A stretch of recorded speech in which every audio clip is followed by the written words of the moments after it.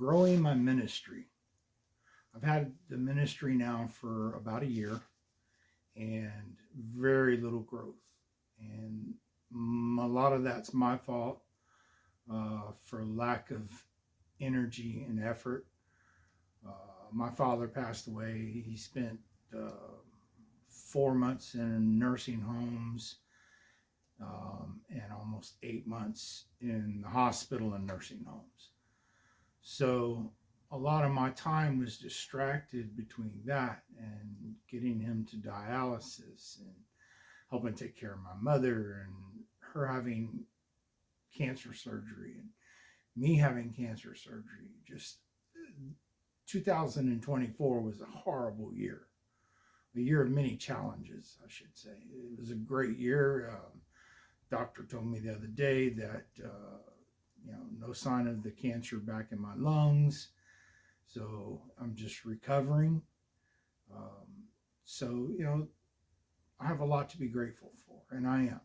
I don't mean for this to sound like a negative video, because it isn't by any means, but it is a video about what's the next step. How do I get from where I'm at now to where I want to be? And where I want to be is helping people that are homeless,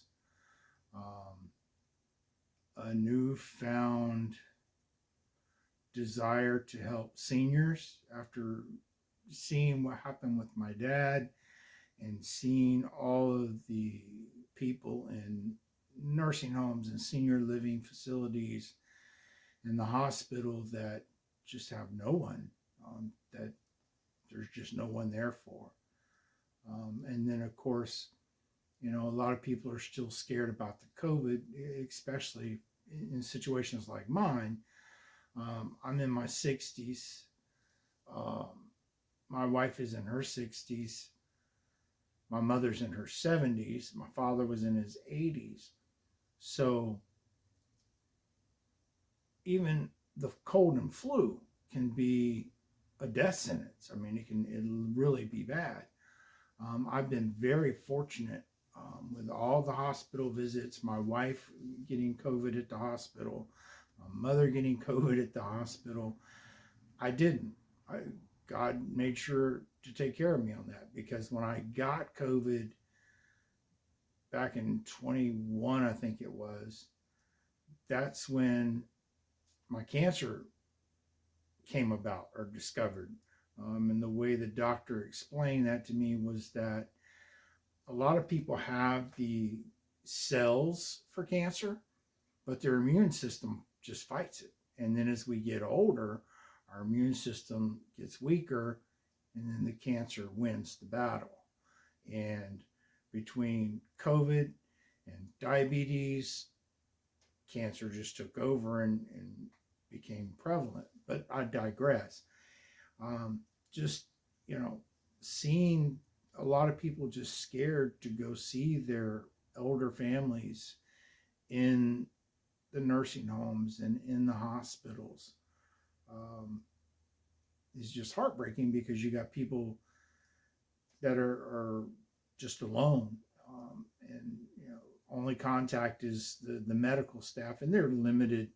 One nursing home that we were at was 25-1, and that just flabbergasted me. 25 patients to one nurse. If they spend 2 minutes an hour with each patient, well, what can you do with 2 minutes? So it's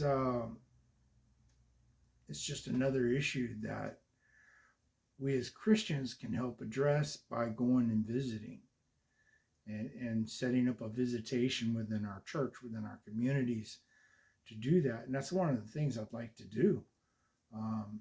Everybody tells me that I really need to focus my ministry on one thing, do the one thing, and not work. I just can't do that. I cannot, in good conscience,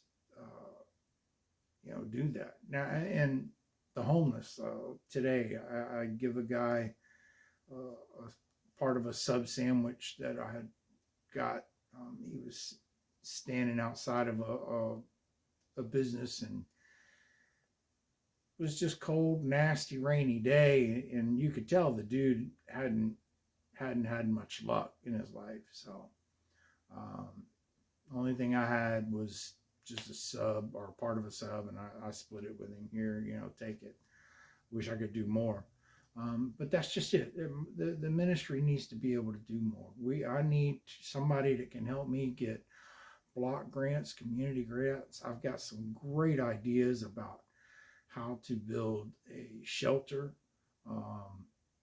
that would be, a way to help these people, teach these people, just minister to them. Man, there's so many lost people. And look at California with all the stuff that's going on with the California wildfires. And, how many homeless people, got affected by that? How many very wealthy people got affected like that, and is now getting affected even worse because the government's grandfathered them into so many different regulations that now when they go to rebuild, the insurance companies won't pay enough. If it was a $2 million home, you might get $2 million, but now to build it's $4 million. Between inflation and government regulations and new building codes and standards, and it just baffles me that government, somehow or another in society, we allowed government to dictate how we live, or where we live, or if we can even live there. And there's a million reasons about building codes and building standards, and a whole nother debate.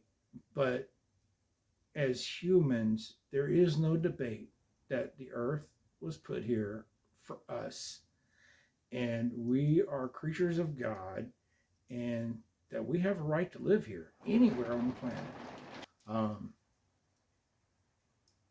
Anyway, I just need help focusing on how to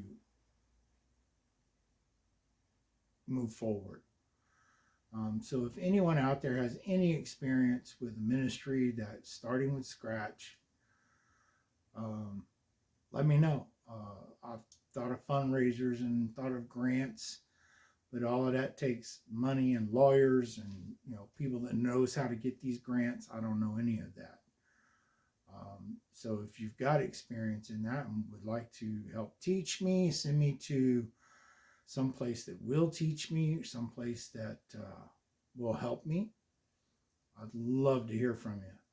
So please reach out. I respond to anything on YouTube or Facebook that, if you see this video posted, you respond to it, and I'll respond to you. I'll leave emails and contact information below. But anyway, thank you for lending me your ear, and hopefully this will encourage you to help me. Have a great day.